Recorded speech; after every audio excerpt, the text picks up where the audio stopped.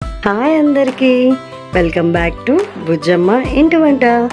ఈరోజు వీడియోలో గోంగూర చికెన్ చూద్దామండి. మరి నిజంగా ఒట్టిగా చికెన్ చేసుకోవడం కన్నా గోంగూర మిక్స్ చేసి చికెన్ వండితే చాలా బాగుంటుంది. ముందుగా చికెన్ని ఉప్పు పసుపు వేసి నీట్గా కడిగి పక్కన పెట్టుకోవాలి.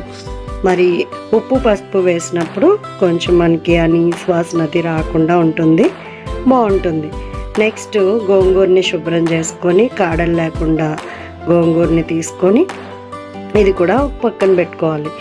అయితే ముందుగా గోంగూర చాలామంది ఉడికించడానికి వాటర్ వేస్తారండి. నేనైతే జస్ట్ కళాయిలో కొంచెం ఆయిల్ వేసి అది హీట్ అయిన తర్వాత గోంగూరని ఇలాగా వేసేసుకొని మరి కలుపుతూ ఉంటే ఆటోమేటిక్గా చక్కగా పేస్ట్ అయిపోతుంది. ఇది వాటర్ లేకుండానే ఆయిల్లో వేసి ఫ్రై చేస్తే మంచిగా ఇలా పేస్ట్ అయిపోతుంది. సో దీన్ని కూడా ఒక బౌల్లోకి మనం తీసుకొని పక్కన పెట్టుకోవాలి. ఆనియన్స్, పచ్చిమిర్చి, టమాటా రెడీ చేసుకోవాలి. అదే ప్యాన్లో ఆయిల్ వేసుకొని మరి పచ్చిమిర్చి కొంచెం బాగా ఫ్రై చేసుకొని తర్వాత కొంచెం కరివేపాకు వేసి అటు ఇటు బాగా కలుపుతూ ఫ్రై చేసుకోవాలి. ఇంకేంటి ఉల్లిపాయ ముక్కల్ని కూడా వేసి మంచిగా ఫ్రై చేసేసుకోవాలి. కొంచెం ఉప్పు వేసినట్లయితే ఆనియన్స్ మంచిగా ఫ్రై అవుతాయి. అలాగే కొద్దిగా పసుపు వేసుకొని మంచిగా ఇలాగా మెత్తగా ఉడికిపోయే వరకు ఫ్రై చేసుకోవాలి.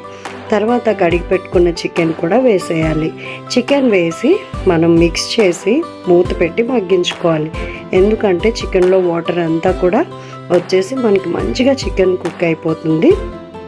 సో అలాగా చికెన్ అంతా కూడా కుక్ అయిన తర్వాత ఇలా చక్కగా వాటర్ సపరేట్ అయిన తర్వాత డ్రైగా ఆ చికెన్ వైట్గా అయిపోయిన తర్వాత మనము దానిలో కారం వేసుకోవాలి. కారం ఒక 2-3 స్పూన్లు వేసుకొని మంచిగా కారం పట్టే విధంగా చికెన్కి కలిపేసుకోవాలి. ఇలా కలిపిన వెంటనే మనం గ్రేవీ కోసం కొంచెం టమాటా కూడా వేసుకోవాలి. ఎక్కువ టమాటాలు వేస్తే స్వీట్గా వస్తుందండి. ఒక టమాటా మాత్రం వేసుకుంటే బాగుంటుంది. నేను 1/2 కేజీ కన్నా ఒక 1/2 కేజీ చికెన్ అలా తీసుకున్నాను.